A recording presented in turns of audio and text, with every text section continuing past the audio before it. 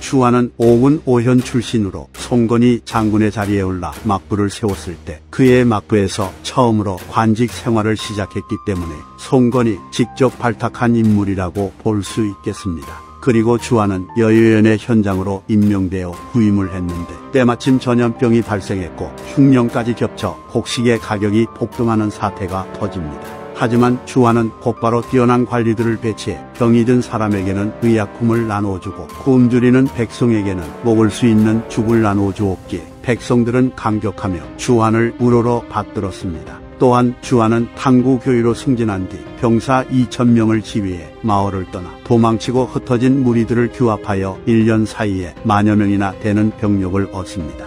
이후 단양과 파양의 산적이 봉기하여 성곽을 공격해 함락시킨 뒤 관리들을 죽이고 약탈을 일삼았기에 주안은 여러 장수들을 지휘하여 산적들을 공격했는데 대항하는 적들을 모두 격파하고 평정하는 데 성공합니다. 이처럼 주안은 지속적으로 공을 세워 비장군의 자리에 올랐으며 죽은 주태를 대신하여 유수독에 임명됩니다.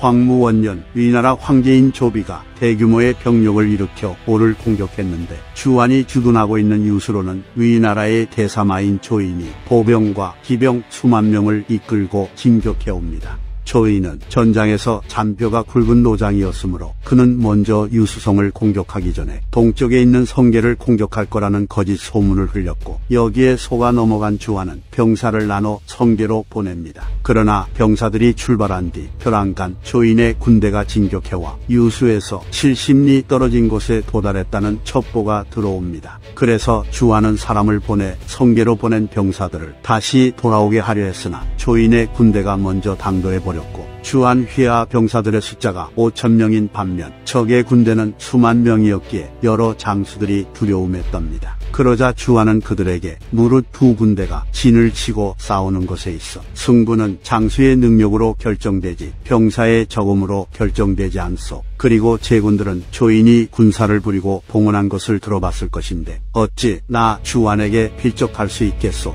병법에서는 객은 갑절이 되어야 하나 주인은 절반만 있어도 된다고 일컫는데 이는 함께 평원에 있고 성과 해자가 없이 수비를 하는 것을 가리키는 것이며 또한 병사들의 사기가 같다는 것을 기준으로 말하는 것이요. 그러나 지금 적들은 이미 지혜와 용기가 없고 더하여 적의 병사들은 두려움에 떨고 있으며 천리길을 걷고 물을 건너와 인마가 필요하고 괴로운 상태이요. 반면에 나 주안과 제군들은 함께 높은 성을 차지하고 있는 데다가 남쪽으로는 큰 강이 임하고 있고 북쪽으로는 산과 언덕을 등지고 있으니 이는 쉬면서 힘을 비축했다가 필요한 적군을 맞아 싸우는 것이므로 주인이 되어 객을 제압하는 것이라 100번 싸워 100번 이기는 형세인 것이요. 비록 조비가 직접 오더라도 또한 걱정할 필요가 없는데 하물며 조인 등이랴 나는 일장 연설을 하여 장병들의 사기를 올립니다. 주안은 전열을 가다듬은 뒤 깃발과 북을 눕혀서 겉으로 허약해 보이는 척을 하여 조인의 공격을 유도합니다.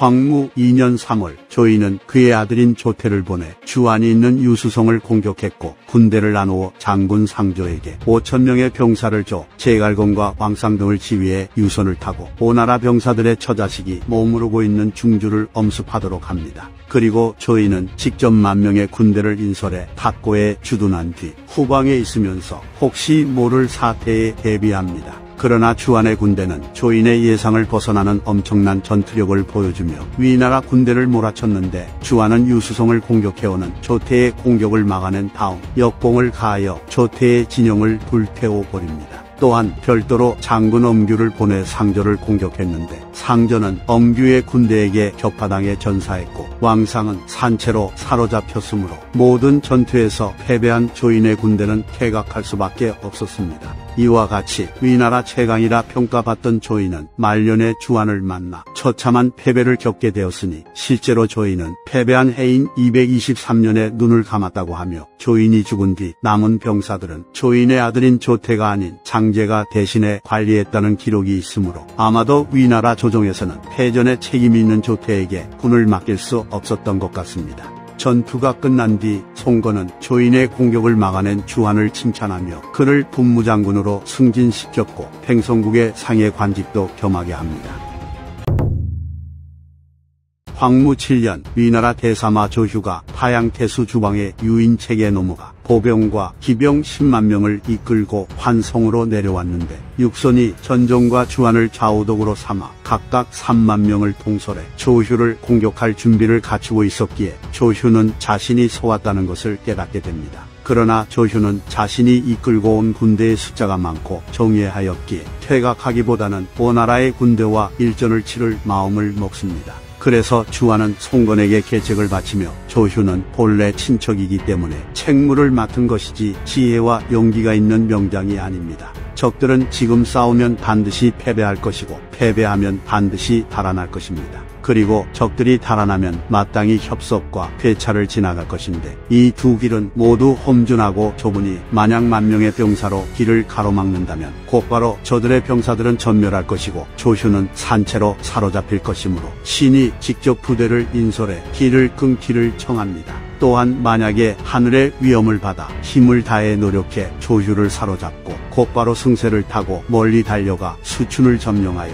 회남 지역을 분할해 차지하면 포도와 낙양도 보모할 수 있으니 이는 만세일시이므로 놓쳐서는 안 됩니다. 라고 조언합니다. 그리하여 송건은 이 계책에 대해 육손과 논의했으나 육손이 반대했기 때문에 주안의 계책은 시행되지 않습니다. 이후 조휴의 군대는 육손, 주한, 전종에게 패배하여 협석까지 도망쳤는데 다행히 가규가 지원군을 이끌고 와서 협석을 막아 지키며 조휴를 지원했기에 조휴는 무사히 도망칠 수 있었습니다. 따라서 만약 송건이 주안의 계책을 따라 먼저 협석과 쾌고의 병사들을 매복시켜 놓았더라면 조휴를 사로잡고 그의 군대도 완전히 섬멸했을 것입니다. 물론 조휴의 본대와의 전투를 앞두고 병사를 나누는 것과 협속으로 보낸 병사들이 위나라의 지원군과 전투를 치르게 될 리스크가 있었기 때문에 지휘관인 육손 입장에서는 주안의 계책을 반대할 수밖에 없었던 것으로 보입니다. 어쨌든 주안은 조휴를 격파하는 공을 세웠기에 전 장군에 임명되고 청주목을 겸하였으며 부절까지 하사받습니다.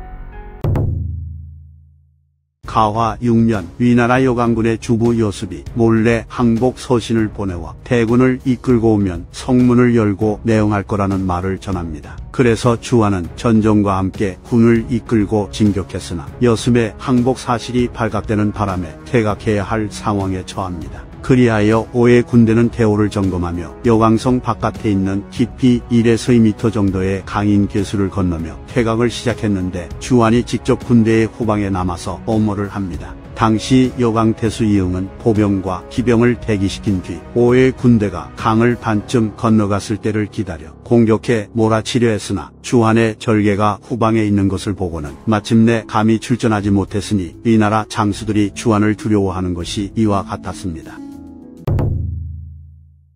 당시 전종이 지휘관의 자리에 있었는데 송건은 또 편장군 호종에게 조명을 주어 군대와 관련된 사무에 참여하도록 했습니다. 그리고 전종은 앞서 군대가 출진하여 획득한 것이 없었기에 호종과 의논을 하여 여러 장수들의 부대를 나누어 진격시켜 위나라의 영토를 엄습하기로 합니다. 주안은 본래 기질이 거세고 다른 사람에게 지휘를 받는 것을 부끄럽게 여겼으므로 자신도 모르게 일이 정해진 사실을 알게 되자 곧바로 전종을 찾아가서 따졌는데 도중에 감정이 격해져 성을 내게 되었고 결국 전종과 논쟁을 벌이게 됩니다. 그래서 전종은 자신을 변명하기 위해 주안에게 상께서 직접 명하여 호종을 지휘관으로 삼으셨고 호종의 뜻이 마땅히 그러하다는 것이오 라고 말합니다. 이로 인해 주안은 호종에 대한 원망을 품게 되어 진영으로 돌아온 뒤 사람을 보내 호종을 불렀고 호종은 아무것도 모른 채 주안의 군문에 당도합니다. 그런데 주안이 호종을 영접하러 나가면서 측근들에게 내가 손을 놓으면 너희들은 각자 떠나거라 라고 말했는데 이는 자신이 호종을 죽일 것이니 너희들도 연좌되어 죄를 받기 전에 멀리 떠나라는 말이었습니다. 하지만 주안의 측근들 입장에서 황제가 파견한 관리를 죽이는 것은 미친 짓이나 다를 바 없었고 도망치는 것으로는 해결될 일이 아니었기에 측근들 중 한 명이 몰래 빠져나와 호종에게 이를 알려주어 그를 비신시킵니다. 그리하여 주안은 호종이 보이지 않자 자신의 측근들이 조치를 취했다는 것을 눈치채고는 곧바로 측근을 칼로 베어 죽여버렸고, 간언을 하는 좌군까지 칼로 찔러 죽이는 만행을 저지른 뒤 광심이 발병했다는 것을 핑계 삼아 병을 치료한다는 이유로 건업으로 가서 요양을 합니다. 이때 송건은 주안이 저지른 사건의 자초지종을 알았으나 그의 공적과 재능을 아꼈기 때문에 벌을 내리지 않았습니다.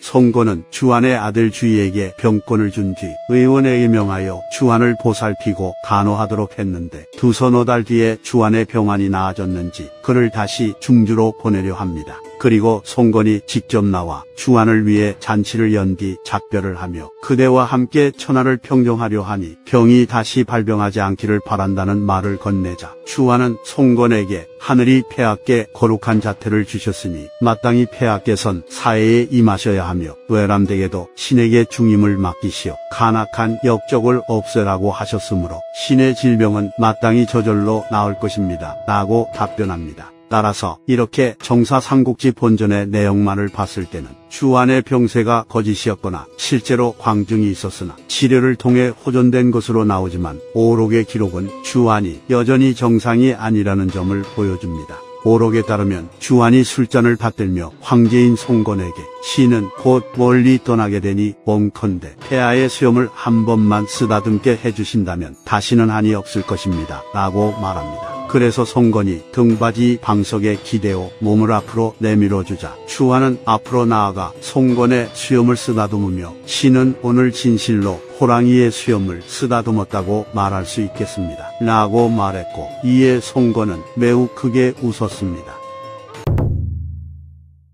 주안의 성품은 이전에 자신의 과실이나 잘못을 인정하지 않았고 다른 사람의 아래에 있는 것을 부끄러워하였으며 매번 적과 전투를 벌일 때마다 지휘가 자신의 뜻대로 안 되면 번번이 성을 내고 격분하였으므로 앞서 언급된 부하를 죽인 일화까지 합쳐지면 그는 최악의 지휘관이었습니다. 하지만 반전이 있었으니 주안은 재물을 가벼이 여기고 의리를 귀하게 여겼으며 아울러 기억력이 매우 대단했기에 한 번 얼굴을 본 사람은 수십 년이 지나도 잊지 않았고 자신 휘하에 있는 병사 10,000명과 그들의 처자식까지 모두 알았다고 합니다. 그리고 병사들을 아껴 길렀는데 병사들의 부모 형제와 처자식까지 부양했으며 자신의 복록과 재산을 모두 함께 나눴습니다. 그래서 주안의 병세가 심각해지자 그의 진영의 모든 사람들이 근심하고 슬퍼했고, 저고 원년 주안이 62살의 나이에 눈을 감았을 때는 병사와 남녀 모두가 슬피 울며 그를 그리워했습니다. 또한 주안의 집에는 남은 재산이 없었기에 송건이 직접 소금 5,000곡을 주어 장례를 도왔습니다. 주안의 아들 주희가 후사를 이었는데 그는 훗날 삼국지 후반기에 맹활약을 떨칩니다. 이상 삼국지 인물 열전 주안편 마치겠습니다. 시청해주신 휴머님들께 감사드립니다.